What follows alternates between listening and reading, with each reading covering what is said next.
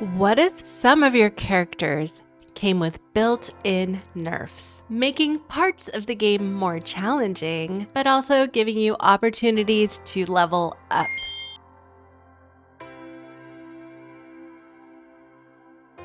Welcome back to AstroMagic IRL. My name is Naomi. I'm your cosmic companion and everyday alchemist. Today, we're talking about squares and oppositions. These are the nerfs of your birth chart. They're the interactions between the planets that create tension and challenge in the game of life. Learn to work with these, and you're about to level up. All right, so let's go.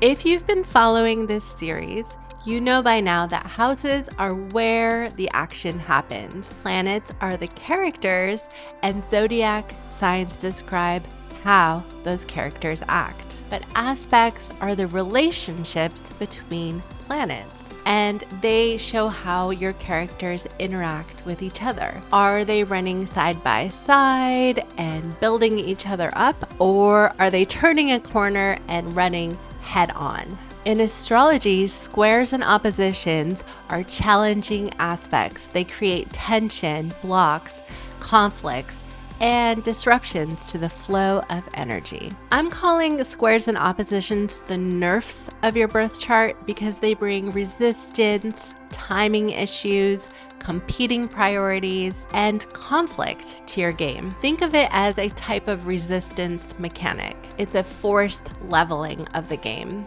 Every player gets nerfs in their birth chart because honestly, if everything were easy, would it really be fun to play?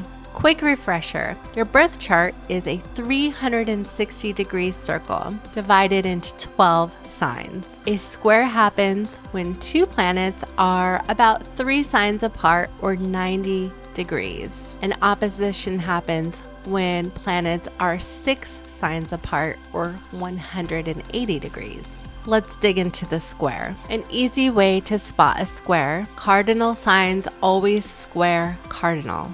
Fixed signs square fixed, and mutable signs square mutable. Think about it like this. Planets and cardinal signs want to go first, and when they both try to go first at the exact same time, you get a conflict. It's like two cars at a 4-way stop. If they both go at the same time, they collide. So here's an example. If you have, say, Mars in Aries and the Sun in Cancer, two cardinal signs, those characters are in a 90-degree square to each other. They're nerfing each other, making the game a little bit tougher. In my chart, I have Moon in fiery Leo squared to Mercury in earthy Taurus, both fixed signs. This can create a tension between how I feel, the moon, and what I say, Mercury. Will I speak up? Will I say exactly what I'm feeling? Will I say exactly what I mean? That's one of the many challenges that this aspect brings. And over time, I've gotten better with working with this default nerf in my birth chart. Now let's take a look at oppositions. The easiest way to spot an opposition is the planets will be directly across the chart from each other at 180 degrees. Fire always opposes air, and earth always opposes water. And just like squares, oppositions share the same modality: fixed and fixed, cardinal and cardinal, mutable and mutable. So for example, if you have Mars in Aries and the Sun in Libra, that's an opposition. It's a full nerf. The Sun is pulling one direction and Mars is pulling in the opposite direction, both trying to get their way. But obviously, one of them has to win, and the winner can change depending on the context of the gameplay. In my birth chart, I have Uranus in watery Scorpio, exactly opposed to Mercury in earthy Taurus. My Mercury wants to be measured and thoughtful, but Uranus is on the other side of the map saying,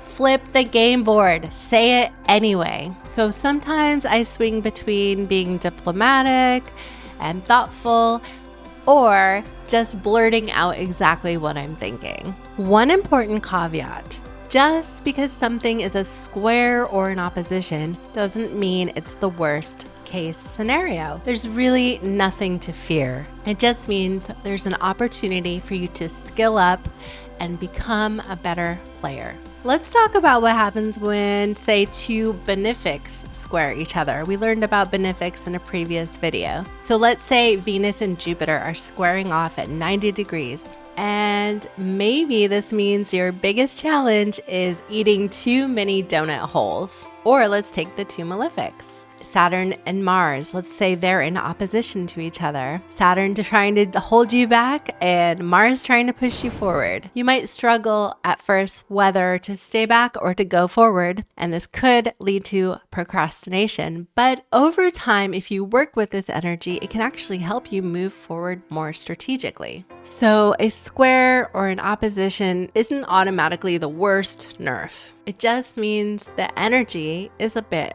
more challenging. Squares and oppositions are the nerfs of your birth chart, bringing natural challenges. But they're nothing to fear. They're the friction that helps you grow. And sometimes rising to those challenges is exactly what makes the game of life worth playing.